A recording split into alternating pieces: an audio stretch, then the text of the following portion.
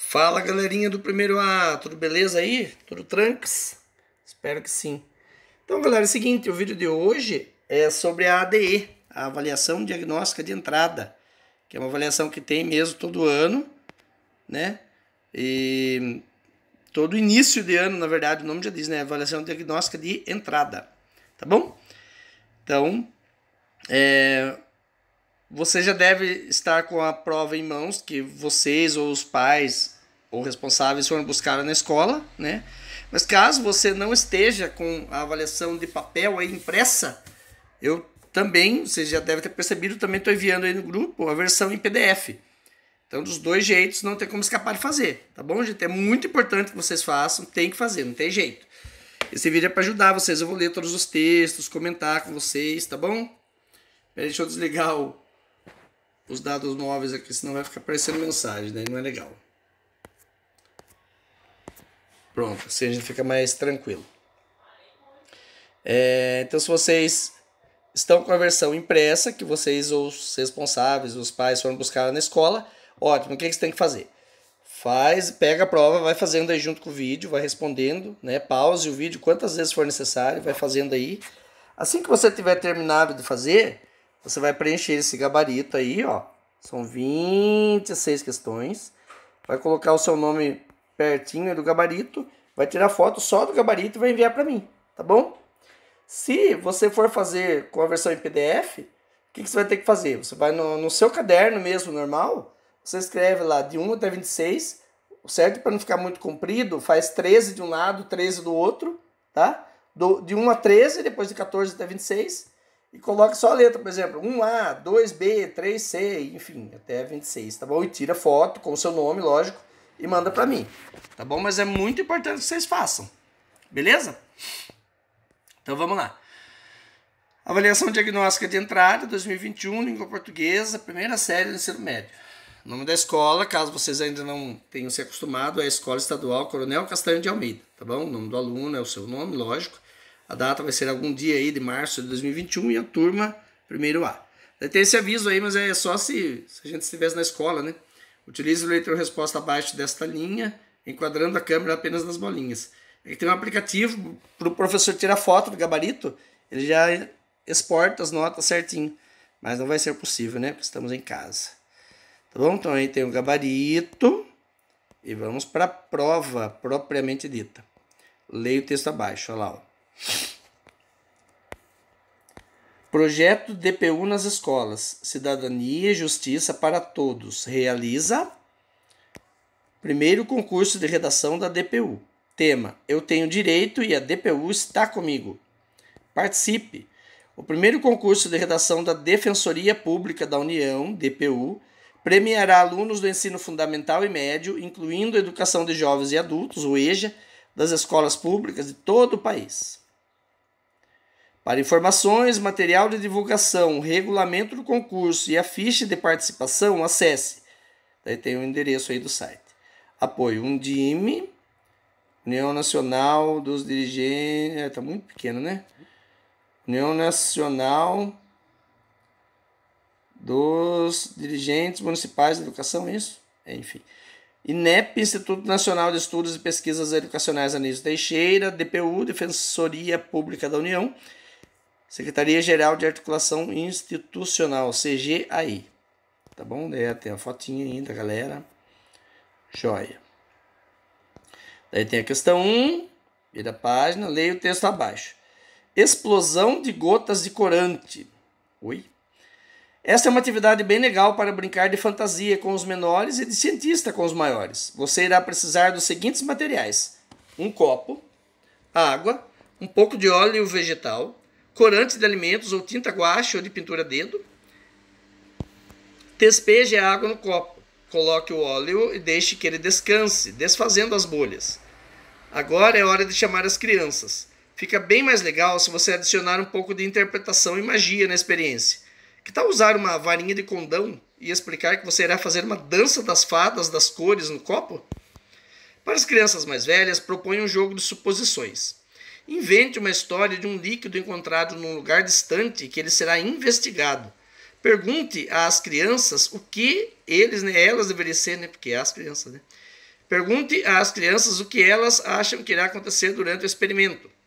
Se você está com a versão física aí da prova, arruma aí, em vez de eles, é elas, tá? Bem, com o enredo criado, peça que as crianças pinguem gotas do corante ou da tinta na solução de água e óleo. No primeiro momento, o corante formará bolhas presas na faixa de óleo no copo. Mas, lentamente, estas bolhas, que são mais densas, né, são mais pesadas, vamos dizer assim, irão atravessar a camada de óleo e, quando tocam na água, estouram, formando fitas coloridas rodopiantes.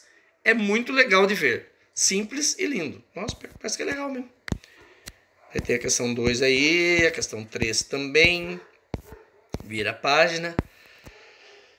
Leia o texto abaixo. Novo Star Wars será assistido por astronautas na estação espacial. Star Wars, Os Últimos Jedi, chega aos cinemas do mundo todo ainda este mês. Em 2017, no caso, né? Mas não é só aqui que teremos o prazer de vibrar com os novos acontecimentos na galáxia. De acordo com a NASA, o filme será enviado para os astronautas que estão na Estação Espacial Internacional, ou International Space Station, por isso que é ISS, tá? Esses sortudos poderão assistir ao novo, não é o novo, arruma aí se você está com a versão física. Esses sortudos poderão assistir ao novo Star Wars em órbita, a algumas centenas de quilômetros acima da superfície da Terra. Literalmente, nas estrelas, risos, usando um laptop ou projetor. Questão 4, questão 5, vira a página. Nossa, que espação desperdiçado. Leia o texto abaixo. Jornada do herói e sua presença da mitologia do cinema. Oi? Nossa, tá tudo errado, gente. É assim, ó. Jornada do herói e sua presença com N de navio, mitologia com D de dado do cinema. Jornada do herói e sua presença na mitologia do cinema. Se você está com a versão física, por favor, arrume. Quais são as semelhanças que grandes clássicos do cinema e filmes da sessão da tarde possuem? Muitos deles traziam consigo a jornada do herói, uma estrutura de roteiro que vai além de ser um esqueleto para histórias. Joseph Campbell foi o antropólogo criador do conceito de monomito, que, ao ser adaptado pelos roteiristas, ganhou o nome de Jornada do Herói. Ao estudar sobre inúmeras mitologias, ele, o Joseph Campbell, reparou em semelhanças entre essas mitologias, mesmo com uma separação de tempo e espaço. Então, em sua tese, ele defendeu que a razão para tais semelhanças se deve ao fato de que muitos temas e símbolos mitológicos emergem de uma área da mente chamada inconsciente coletivo. Agora, qual a influência da pesquisa no cinema em si? É muito maior do que muitos podem pensar. O mais claro exemplo da jornada do herói em roteiros é Star Wars, admitido por George Lucas ter utilizado o conceito de Joseph Campbell para criar a narrativa não só de Luke Skywalker na primeira trilogia, como também a de Anakin Skywalker nas prequels. O que leva à identificação e ao sucesso da utilização dessa estrutura de roteiro, segundo o criador, é a forma como a psique humana, como a mente humana, associa essa história à vida real. Desde a parte onde o personagem tem a sua rotina quebrada por um chamado à aventura, até a parte que ele a concluía e carrega a experiência de toda essa jornada. Então aqui é o seguinte, ó, trocando em miúdos, o que está dizendo aqui é assim, ó, o que o Joseph Campbell fala no livro dele é que todas as histórias têm essa jornada do herói em comum. Qualquer filme, qualquer livro de aventura que você pegue tem essa coisa em comum, né? Os filmes de herói, por exemplo, tem muitos filmes de heróis, mas todos têm muita coisa parecida. O cara comum que ganha poderes, derrota o vilão e modifica a vida daqueles ao seu redor, né? Bem simplificadamente, essa é a história de todos os filmes de herói. É um cara comum, ele ganha poderes, né? Ele derrota o vilão depois de muito sacrifício e a vida dele, de todos ao redor dele, fica melhor por causa disso. Esse filme pode ser o Homem-Aranha, pode ser o Homem de Ferro, pode ser o Superman, entendeu? Todos são assim. Essa é a chamada jornada do herói. E chama de monomito, olha lá, ó. Por que chama de monomito? Mono é um só e mito é lenda. Então é uma única lenda, né? Todos os filmes e livros de heróis são como se fosse uma única lenda, é um monomito. Todos trazem a mesma história, vamos dizer assim. Tá bom? Beleza, deixa eu ajeitar aqui, vamos lá. Questão 6. Tá, leia o texto abaixo. Viajar e comer. Veja o roteiro pelos trilhos da França, Suíça e Itália. Roteiro feito pela reportagem começa em Paris. França tem 31 mil quilômetros de trilhos. Mostarda está entre os principais produtos de Dijon, que tem 3 restaurantes estrelados pelo Guia Michelin. Maior cidade da Suíça, Zurique, tem casas do século XI e XII, transformadas em galeria de arte. É a capital financeira do país, ou seja, casas de 1000 anos, né? Trem Bernina Express parte de Chur, na Suíça, em direção a Tirano, na Itália. Média do país é de 122 quilômetros de trilhos a cada 1000 metros quadrados. Na Lombardia, que fica na Itália, Tirano tem igrejas entre suas principais atrações. Queijos e estação de esqui levam a Saint-Maurice, que foi por 2 vezes sede dos Jogos Olímpicos de Inverno.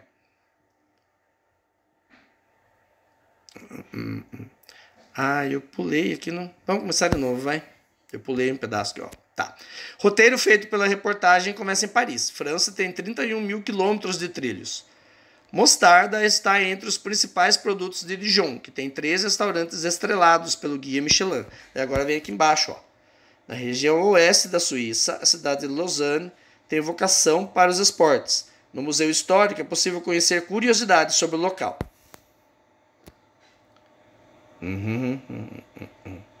Agora volta lá em cima de novo. Ó. Maior cidade da Suíça, Zurique tem casas do século XI e XII transformadas em galeria de arte. É a capital financeira do país. Trem Bernina Express parte de Chur, na Suíça, em direção a Tirano, na Itália. A média do país é de 122 quilômetros de trilhos a cada 1000 metros quadrados. Agora aqui, ó. Queijos e estação de esqui levam a Saint-Maurice, que foi por 2 vezes sede dos Jogos Olímpicos de Inverno. Na Lombardia, que fica na Itália, Tirano tem igrejas entre suas principais atrações. Com montanhas e parques, Lugano, na Suíça, se parece muito com uma cidade italiana. Parada em Milão garante boas compras na capital da moda e do design italiano e visita ao Duomo, que é tipo uma igreja redondona que tem lá. Questão 7. Olha lá. Vira a página. Leia o texto abaixo. O Carvalho e os contos. O grande Carvalho olhava para o verde vale que se estendia abaixo e sentia um grande vazio dentro de si. Todas as árvores do vale pareciam tão felizes, rodeadas por outras plantas e animais, enquanto ele estava ali, sozinho. Nenhum animal queria se aproximar dele, porque seus frutos, as bolotas, não eram tão apetitosos quanto os frutos das outras árvores que viviam no vale. Eles também diziam que o velho Carvalho era muito mal-humorado, sem entender que ele era assim porque se sentia solitário e esquecido. Um dia, uma família de pássaros pousou sobre ele. Bom dia, grande Carvalho. Podemos fazer nosso ninho na sua copa? Perguntou o senhor pássaro. Podem ficar, mas espero que vocês não sejam pássaros barulhentos, porque eu estou acostumado a estar tranquilo. E nada de picar meu tronco, viu? As aves aninharam-se no grande Carvalho e em pouco tempo nasceram muitos passarinhos. Ele parou de ficar mal-humorado e até se sentiu mais jovem. Era um novo tempo. Os dias cinzas finalmente haviam se transformado em alegres dias de sol. Porém, a vida é feita de dias de sol e de chuva, e numa manhã de verão começou a cair uma chuvarada sobre todo o vale. O carvalho, com a sua forte raiz, grosso tronco e espessa folhagem, já havia suportado grandes tempestades, por isso poderia proteger os seus novos amigos. Mas não podia deixar de pensar nos animais que estavam no vale. O que aconteceria com eles? Tirando de dentro de si toda a força que possuía, começou a mover os seus ramos e folhas, produzindo um grande ruído que foi levado pelo vento até o vale. Queria chamar a atenção dos animais para que subissem a colina e se refugiassem sob ele. Logo, a colina estava repleta de animais e pássaros que se refugiaram debaixo do carvalho. Ao vê-los tão tristes, ele escarvou na memória, lembrando de grandes histórias que, sem demora, começou a contar. A antiga distância existente entre o carvalho e os moradores do vale havia desaparecido, porque os contos haviam construído uma grande ponte entre o coração de todos. Foi um momento mágico. Legal. Questão 8, questão 9. Vira a página. Leia o texto abaixo. Esqueça as linhas retas. Viver é viajar por uma estrada sinuosa, uma estrada cheia de curvas. Quando pensamos nos nossos objetivos e nos planos que traçamos para alcançá-los, a tendência é idealizar uma linha perfeita, reta e sem distorções. Uma seta contínua em um gráfico pontilhado de lógica e verdades. Depois de destrinchar todas as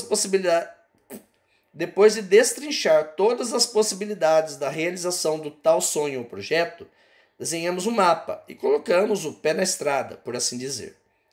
A meta está lá, no fim do traço, na seta, no ponto de chegada. Está implícito, está escondidinho, que partimos apenas de um ponto fixo em nossa linha do tempo. Estamos no ponto A e desejamos ir ao ponto B, que no futuro se transformará em ponto C, e assim por diante, pois sempre perseguimos algum prêmio. Mas a vida é imprecisa, como os nossos caminhos, em constante mutação. Traçamos diversas retas de um ponto a outro, imaginando quais serão os pitstops necessários ao longo do caminho. Mas o que acontece quando essa linha se entorta um pouco para a direita, para a esquerda, desenhando traços sinuosos e curvas imprecisas? Será que estamos preparados para pegar um desvio ou recalcular a rota? Por mais que o nosso plano de vida, negócios ou carreira seja realista, a verdade é que é impossível prever tudo o que pode dar errado ou fugir do nosso controle. A vida não é linear, ela não é uma linha reta. Ela é inconstante, tem caminhos tortuosos, nos faz tropeçar e mudar de rumo. E muitas vezes são os terremotos e os imprevistos que nos ajudam a enxergar os cenários mais gratificantes. No fim das contas, o que importa mesmo não é onde, não é aonde. Porque não é para onde. Então, se você está com a versão física, apaga esse A aí, é onde só, tá? No fim das contas, o que importa mesmo não é onde iremos chegar, mas toda a jornada que nos leva até lá. Legal? Gostei do texto. São 10. Vira a página, mais um texto aí. Uma das primeiras moedas criadas pelo homem foi o dárico, proveniente do Império Persa, que na época era governado pelo imperador Dário. Entendeu? Dário, pois é. Possuindo assim uma homenagem ao seu nome. Com base nisso, vários símbolos econômicos surgiram e decaíram na história. Dessa forma, é possível compreender que o advento das moedas virtuais, o surgimento das moedas virtuais, é sim uma possibilidade. E essas, apesar das dificuldades para conquistar usuários, podem transformar o cenário econômico mundial.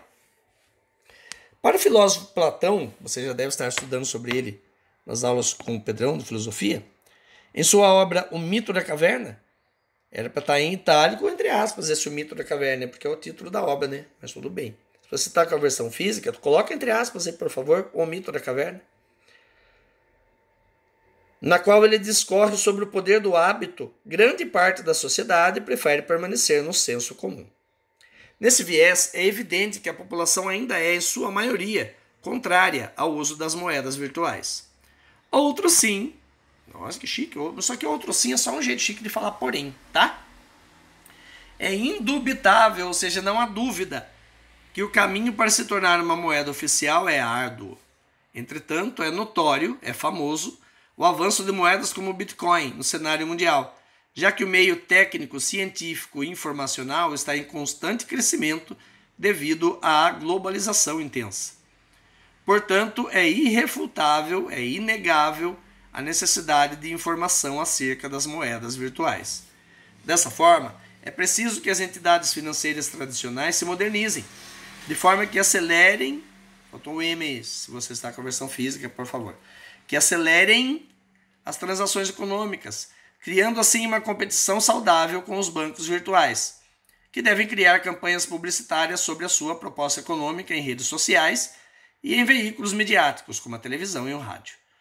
Assim, é possível que a população em geral abandone o poder do hábito descrito por Platão e torne-se mais suscetível, mais favorável, vamos dizer assim, mais aberta aos novos padrões econômicos.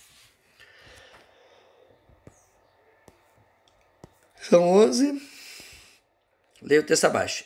Em lixo, menos é mais. Em reciclagem, mais é menos.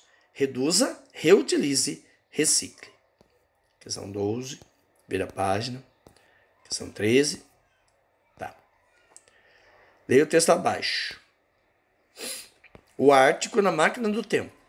Verkhoyansk é uma cidadezinha de pouco mais de 1.300 habitantes no norte da Rússia, cuja latitude de 67 graus e 33 minutos a coloca 1 grau ao norte do Círculo Polar Ártico, ou seja, Verkhoyansk fica no Polo Norte praticamente. Uma pesquisa por imagens do lugar nos leva a paisagens congeladas, pessoas usando uchancas, o gorro russo, e termômetros marcando abaixo de menos 50 graus Celsius, 50 graus centígrados abaixo de zero. Verkhoyansk dificilmente apareceria em reportagens da grande mídia do século XXI, a não ser que algo extraordinário acontecesse. Mas o nome aparecia estampado nos jornais e em quase todos os portais de notícias do planeta por causa da temperatura máxima observada ali no dia 22 de junho. 38 graus Celsius, acima de zero. Com toda a bizarrice da escala, o registro parece ainda mais dramático em graus Fahrenheit, pois excede a barreira dos 100 graus Fahrenheit. Você já deve estar aprendendo essa conversão dos graus centígrados, né, para os graus Fahrenheit, né? Então ele está falando que 38 graus Celsius é mais do que 100 graus Fahrenheit, fica mais esquisito ainda. Importante dizer, a amplitude térmica, o que é amplitude térmica? Essa variação enorme. Quer dizer que ele vai de menos 50 até 38. De menos 50 graus até 38 acima de zero. Ou seja, a amplitude é de 88 graus. A variação de temperatura é de 88 graus. Entendeu? Porque daí você soma. Você está lá no menos 50. Vai para mais 38, você tem 88 graus de diferença. É isso que ele está falando aqui. Importante dizer, a amplitude térmica de Verkhoyansk é de fato bastante grande, são 88 graus Celsius. E, a depender dos sistemas meteorológicos, durante o auge do verão, a ocorrência de temperaturas acima de 30 graus não é algo extraordinário. No entanto, o recorde ficou muito acima de todos os registros anteriores. E, mais importante, não se tratou de um fenômeno pontual, uma coisa de um dia só, mas de uma entre várias manifestações de uma onda de calor de escala continental. Abarcando quase toda a Sibéria, a onda de calor de 2020, segundo o World Weather Attribution, Atribuição Meteorológica Mundial, seria praticamente impossível sem o aquecimento global. A avaliação é de que o efeito antrópico, o efeito da ação do homem sobre o clima global, aumentou em 600 vezes a sua probabilidade de ocorrência. Questão 14, questão 15. Leia o texto abaixo. O mar dentro da concha e as frustrações da vida adulta. A gente acredita em cada coisa quando é pequena, né? Quando eu era criança, minha mãe tinha uma concha no Criado Mundo. Ela comprou em alguma lojinha de praia. Era daquelas bem grandes, lindas, que dizem que dá para ouvir o mar. Eu sempre ficava no quarto dela, deitada na cama e morrendo de vontade de pegar escondido para ouvir o mar naquela concha. Minha mãe não gostava que eu mexesse muito nas coisas para não quebrar. Eu pensava como isso era possível. Ouvir o mar dentro de uma concha, se eu estava bem longe da praia? A espécie da concha fazia barulho? Uma passagem secreta bem pequena que levava direto para o mar? Ou tinha um pouco de mar bem no fundo dela? Nunca soube, mas eu chutava qualquer um desses. Nossa, a menina era obediente, hein? Ela não pegou a concha. Eu acreditava que aquele barulho era do mar mesmo, e ninguém me convenceria do contrário. Na escola, eu fui aprender que era um fenômeno da física, alguma coisa de onda, eco, sei lá. Aliás, por culpa da física, essa concha perdeu o encanto para mim. A concha mágica virou só uma mentira que eu acreditei a vida toda. Me sentia enganada, afinal o mar estava longe mesmo, e ela era só uma concha, como outra qualquer. É isso que acontece quando a gente cresce. Para quase tudo que você acredita, a vida tem 1000 teorias, estudos ou fatos para te provar que não é real. E é por isso que os adultos são tão mais chatos do que as crianças. A vida poda a gente. Talvez eu fosse muito mais feliz se eu tivesse uma conchinha do lado da minha cama para ouvir o barulho do mar quando precisasse me acalmar. Hoje em dia eu não colocaria uma concha dessas no ouvido porque sei que é mentira, mas vivo escutando vídeos de barulho de mar. Grande hipócrita. O que é o hipócrita? Falso. Eu discordo da Vitória Castilho Correia, né, autora desse texto. Eu acho que quanto mais a gente aprende sobre a natureza, mais legal ela fica, não mais chata. Mas tudo bem. Questão 16, questão 17, e o texto abaixo. As lanternas chinesas. Quem nunca viu uma foto de uma lanterna vermelha e não relacionou com a China imediatamente? Quase tão antigas quanto a história da China, as lanternas chinesas devem datar de antes de 250 a.C., ou seja, mais de 2.200 anos atrás, e são um dos mais importantes símbolos chineses. As lanternas mais comuns são as vermelhas e ovais, decoradas com amarelo ou dourado, que representam a prosperidade e a boa sorte. Só que nem sempre a lanterna foi usada para decoração e para atrair prosperidade nas festividades chinesas, como o Ano Novo. O Ano Novo Chinês, claro, que é sempre em fevereiro, né? Faz pouco tempo que foi comemorado aí. Vocês devem ter visto, faz um mês mais ou menos que foi comemorado, que é o Ano do Boi. Cada ano tem um animal, esse ano em que nós estamos é o Ano do Boi. Tá. Ela se originou como uma melhoria para manter o fogo usado como iluminação, já que o papel protegia a chama de ser apagada pelo vento e ainda oferecia uma forma mais difusa de luz, uma forma mais fraquinha, que não doía tanto nos olhos. Hoje em dia, apesar de não haver mais a necessidade prática para as lanternas chinesas, porque a gente tem eletricidade, né, se Deus quiser, elas ainda são usadas e apreciadas pelo povo chinês, que continuam a ser um meio de expressão artística, tanto em termos de funcionalidade como em decoração. Ou seja, as lanternas continuam a ser usadas porque elas são bonitas. Elas são agora não objetos práticos, mas objetos de decoração. São lindas mesmo, adoro, principalmente quando são colocadas em tons degradê. Questão 18, vira a página. Que desperdício de papel. Leia o texto abaixo. Trópicos da Terra. Os trópicos são um conjunto de linhas imaginárias presentes no planeta Terra, também conhecidos como paralelos. Esses paralelos são determinantes no mundo inteiro, pois diferenciam suas zonas climáticas. No total são 2, sendo um presente no hemisfério norte, o Trópico de Câncer, e outro no hemisfério sul, o Trópico de Capricórnio. Se eu falar para vocês, gente, os pais de vocês vão lembrar. Pergunto para eles, dá para vocês não acharem que eu estou mentindo. Depois que eu falar o que eu vou falar agora, dá um pause e vai perguntar para seu pai e para sua mãe para você ver se é verdade ou não. O Trópico de Capricórnio, ele passa aqui na estrada, entre Guareí e Itapetininga. Vocês sabiam disso? Mais ou menos na altura ali do Monte Cristo. Antes tinha uma placona grandona falando, inclusive, aqui passa o Trópico de Capricórnio.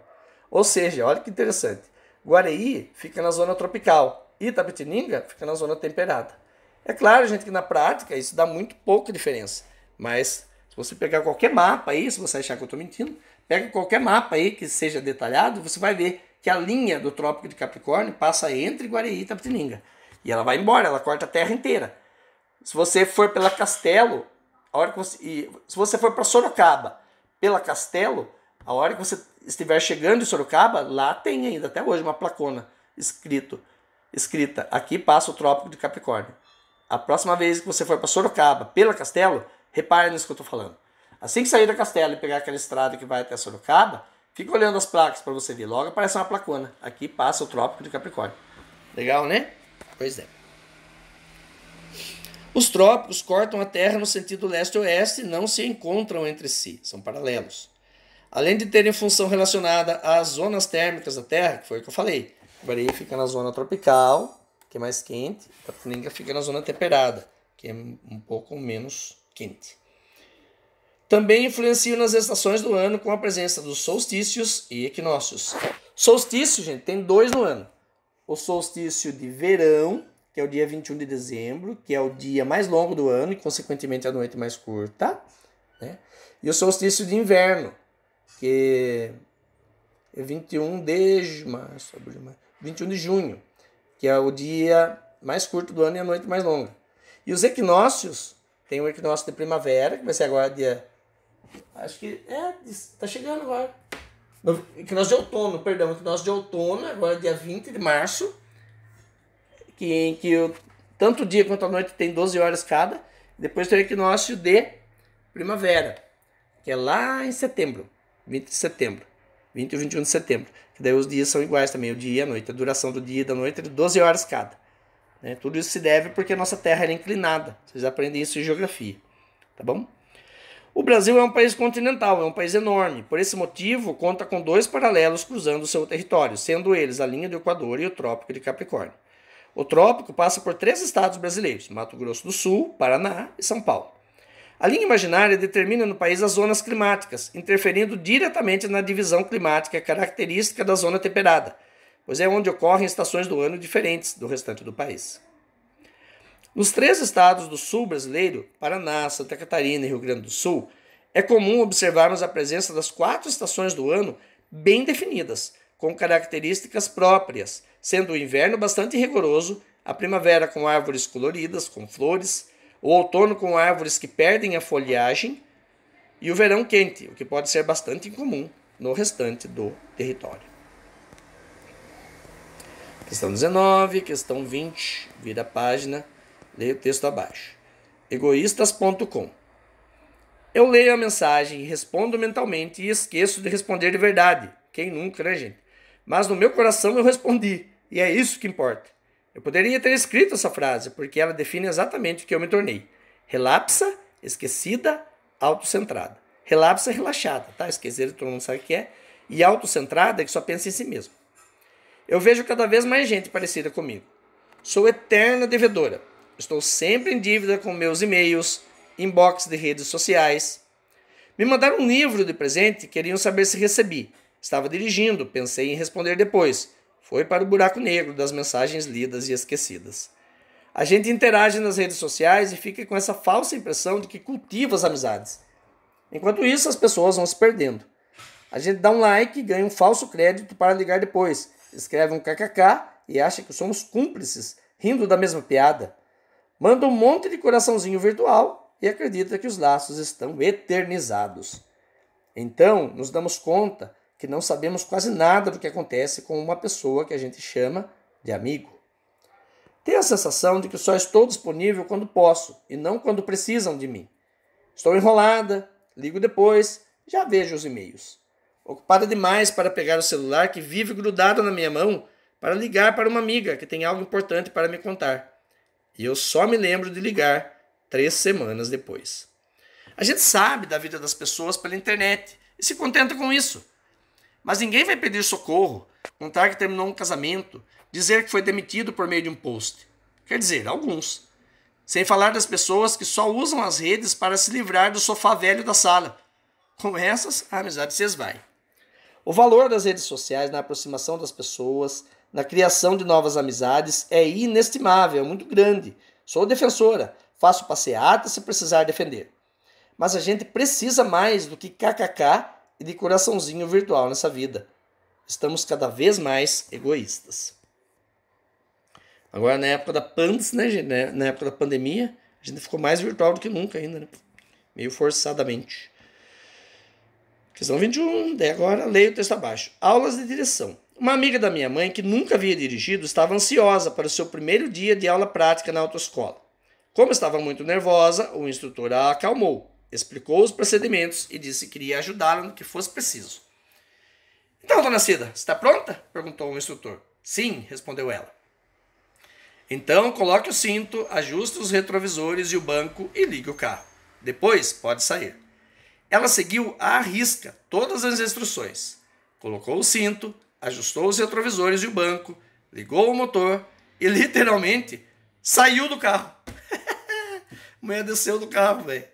Tomara que vai ter deixado em ponto morto. Questão 22, vira a página, leia o texto abaixo. Promoção, amigo é para essas coisas. Amigo não é coisa para se guardar. Isso aqui é um trocadilho com aquela música do Milton Nascimento, né? Cujo título é Amigo é coisa para se guardar debaixo de 7 chaves. Né? Porque eu tô falando que amigo não é coisa para se guardar. Quem tem amigo não guarda, indica. Indica um amigo. Se você indicar um amigo, você vai ter uma parcela da sua mensalidade grátis, além de descontos especiais para quem você indicar. Faça parte desta corrente e ajude um amigo você também. Feliz por estar aqui. Tá. Questão 23. Leia o texto abaixo. Quem inventou o grito de gol? Foi o radialista Rebelo Júnior, que começou a tradição ainda na década de 1930, faz 90 anos. O narrador trabalhava na radiodifusora paulistana e, por prolongar o grito de gol, ficou conhecido como o Homem do Gol Inconfundível. Ele começou com isso para chamar a atenção dos ouvintes que estivessem distantes ou meio desligados do jogo. Antes dele, o grito era curto e grosso. Gol! Nicolau Tuma, que que narrou a primeira partida transmitida ao vivo no Brasil, São Paulo 6, Paraná 4, dizia somente gol e já começava a detalhar o tento. Ele era conhecido como speaker metralhadora, porque falava de 200 a 300 palavras por minuto. Quantas palavras por segundo dá isso, meu Deus? Um minuto tem 60 segundos. 5 palavras por segundo. Nossa, mãe do céu. E dizia que tinha medo que os ouvintes mudassem de estação se demorasse muito para voltar ao jogo. Diz o jornalista André Ribeiro. Hoje, prolongar o grito é quase unanimidade. Todo mundo faz isso, todo narrador de futebol faz isso. O que muda é como os narradores gritam gol. Os latinos falam gol mesmo. Em inglês se escreve goal, mas o grito soa igual ao nosso. Os portugueses falam golo e os alemães tor.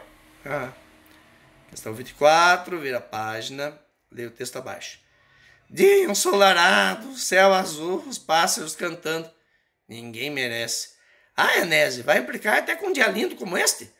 Não, só acho que ninguém tá merecendo mesmo. Ela tá achando que ninguém merece esse dia tão bonito. De tanto que ele tá bonito. É questão 25. Leia o texto abaixo. A melhor coisa do avião é o que ele ainda não tem.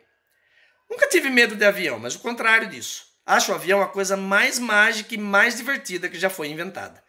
Fico mais tranquilo a 11 mil metros de altitude, 11 quilômetros de altitude, do que pisando em terra firme.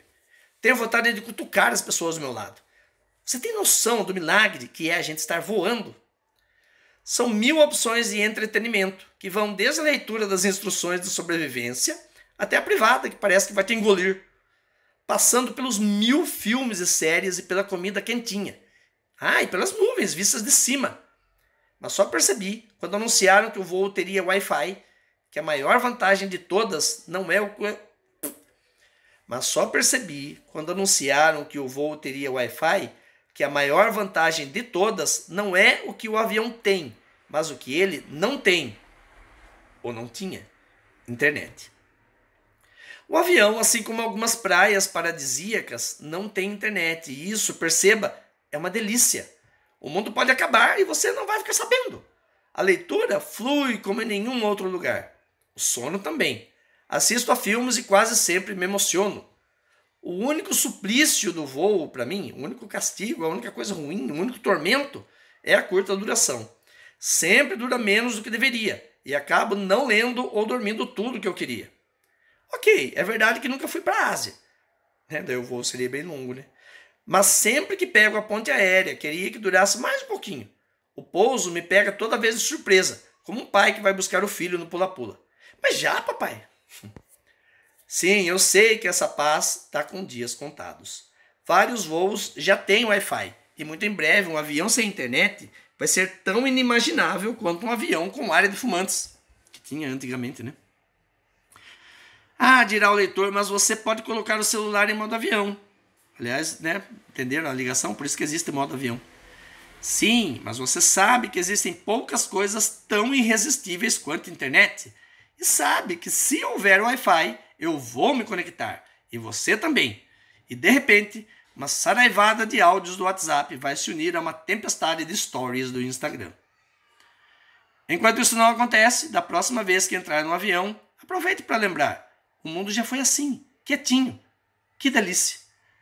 É um texto do Gregório do Vivier. Bem famoso esse cara, vocês devem até conhecer de repente. Questão 26 e acabou-se. Tá bom, gente? Primeiro, muito obrigado pela atenção, valeu. Façam então e de um jeito ou de outro tirem foto para enviar para mim, tá bom? Só no gabarito. Muito obrigado e até a